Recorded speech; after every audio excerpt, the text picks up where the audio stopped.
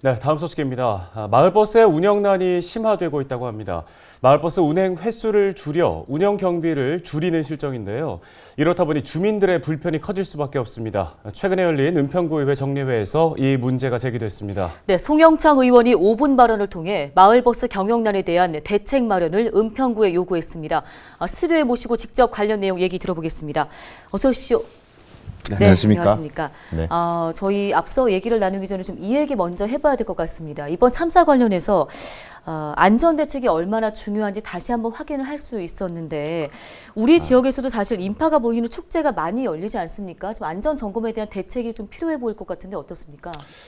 예, 먼저 이태원 참사 희생자분들의 명복을 좀 빌겠습니다. 예. 은평구에서는 순간 최대 관람객 1,000명 이상일 경우 그 안전관리 계획을 수립하고 심의를 받고 있습니다. 사회적 거리 종료 후에 은평구에 많은 축제가 개최되고 있는데요. 많은 주민들이 참여가 예상되는 축제에는 안전요원을 배치하여 주민들이 원활하게 통행, 축제를 즐길 수 있도록 안전대책에 각별히 살핀 사례가 있습니다.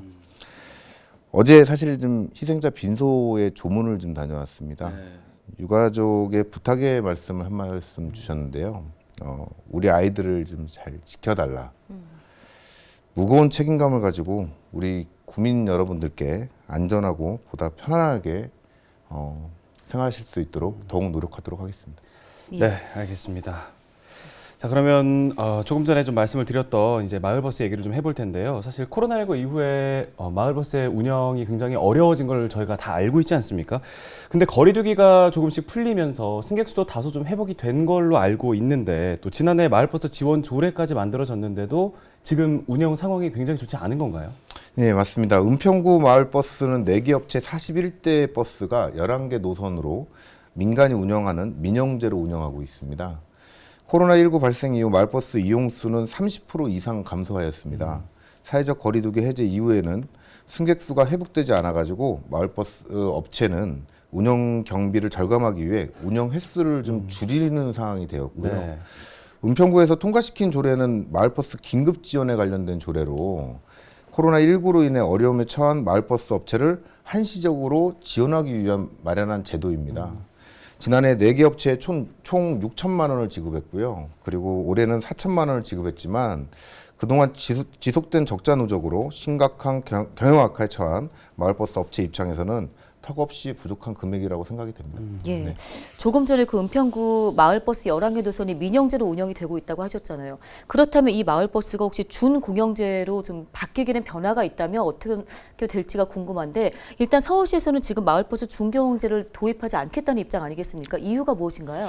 2004년 수도권 대중교통 통합 환승 할인 제도에 마을버스가 참여하면서 네. 서울시는 환승으로 생긴 손실을 재정으로 지원하고 있지만 시내버스에 마을버스 업체의 적자는 매년 증가하고 있는 추세인 거죠.